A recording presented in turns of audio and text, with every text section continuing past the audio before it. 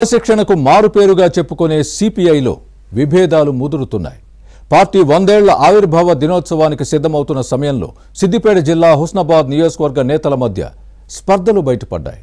జరుగుతున్న గొడవలు కేడర్ను గందరగోళానికి గురిచేస్తున్నాయి. వామపక్ష భావజాలం కొన ఊపిరితో ఉన్న ప్రాంతంలో నేతల మధ్య విభేదాలతో కేడర్ తలపట్టుకుంటోంది. గతంలో దండు కదిలితే క్రమశిక్షణ మెండుగా ఉండే ఎర్రన్నల్లో ఇప్పుడు అది మచ్చుకైనా కనిపించడం లేదనే విమర్శలు ఉన్నాయి. సిపిఐ శతాబ్ది ఉత్సవాలకు సిద్ధమవుతున్న వేళ ఈ గొడవలేంటి? రాష్ట్ర నేతలు సర్ది చెప్పినా సర్దుకుపోయే పరిస్థితి కనిపించడం లేదా? హుస్నాబాద్ నియోజకవర్గంలో కామ్రేడ్స్ కలహాలు, వారిపై రాష్ట్ర ఎర్రన్నల కన్నెర్రపై ఇన్సైడ్ స్టోరీ.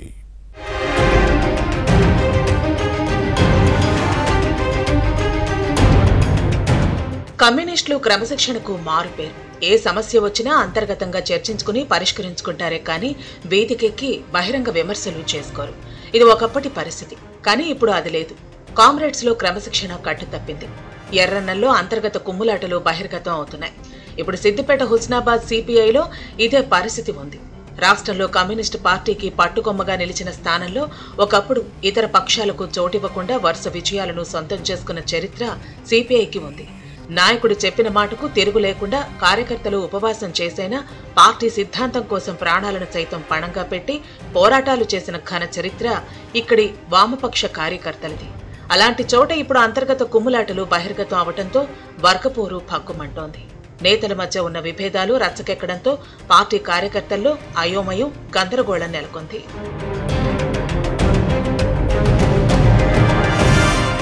కొన్నాళ్లుగా హుస్నాబాద్ సిపిఐ ముఖ్య నేతల మధ్య చిచ్చు రాజుకుంటోంది. రాష్ట్రంలో ఖమ్మం తర్వాత సిపిఐ క్యాడర్ బలోపేతంగా ఉన్నది ఇక్కడే.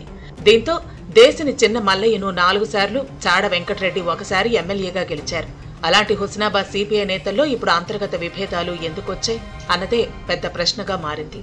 హుస్నాబాద్ నియోజకవర్గం ఇప్పుడు 3 జిల్లాల పరిధికి చేరింది. కరీంనగర్ జిల్లాలో చిగురుమామిడి, సైదాపూర్, సిద్దిపేట జిల్లాలో కోహెడ, అక్కన్నపేట, హుస్నాబాద్, హన్మకొండ జిల్లాలో భీమదేవరపల్లి, ఎలకతుర్తి మండలాలు చేరాయి. దీంతో పార్టీ సంస్థాగత నిర్మాణ బాధ్యతలను మాజీ ఎమ్మెల్యే చాడ వెంకటరెడ్డి చూస్తున్నారు. కానీ పార్టీలోని మిగిలిన నేతలతో విభేదాలు ఉన్నాయి. ఈ ఏడాది సెప్టెంబర్ 17న తెలంగాణ విమోచన దినోత్సవాన్ని లీడర్ వర్సెస్ క్యాడర్ అన్నట్లుగా ఎవరికి వారే నిర్వహించడం పార్టీలోని విభేదాలను బయటపెట్టింది. అప్పుడు చాడ వెంకటరెడ్డి వర్సెస్ సిద్దిపేట జిల్లా కార్యదర్శి మంద పవన్, కరీంనగర్ జిల్లా కార్యదర్శి మర్రి వెంకటస్వామి మధ్య తలెత్తిన విభేదాలు నేటికి సద్దుమణగలేదు. ఇటీవల హుస్నాబాద్ లో జరిగిన పార్టీ సమావేశంలోనూ కార్యకర్తలు కొట్టుకున్నారంటే ఎర్రన్నల పరిస్థితి ఎలా ఉందో అర్థం చేసుకోవచ్చు. సిద్దిపేట జిల్లా కార్యదర్శి మంద పవన్, సహాయ కార్యదర్శి మల్లేష్ మధ్య ఉన్న వ్యక్తిగత విభేదాలు పార్టీ కార్యకర్తల మధ్య గొడవలకు కారణమయ్యాయి. ఎర్రన్నలు ఎందుకు ఇలా తయారవుతున్నారు? గతంలో దండు కదిలితే క్రమశిక్షణ మెండుగా ఉండేది, కానీ ఇప్పుడు అది మచ్చుకైనా కనిపించదు. ఈ నెల 26న ఖమ్మంలో నిర్వహించాలనుకున్న సిపిఐ సెంటినరీ సెలబ్రేషన్స్ శతాబ్ది ఉత్సవాలను విజయవంతం చేసేందుకు నిర్వహించిన సన్నాహక సమావేశం రచ్చకు దారితీసింది. అయితే డిసెంబర్ 26న జరగాల్సిన శతాబ్ది ఉత్సవాలను జనవరికి వాయిదా వేశారు. సన్నాహక సమావేశంలో ఎవరి వర్గం వారే మీటింగ్ ఏర్పాటు చేసుకోవటం, పార్టీ లైన్ దాటి వ్యవహరించడంపై రాష్ట్ర నాయకత్వం ఆగ్రహం వ్యక్తం చేస్తోంది.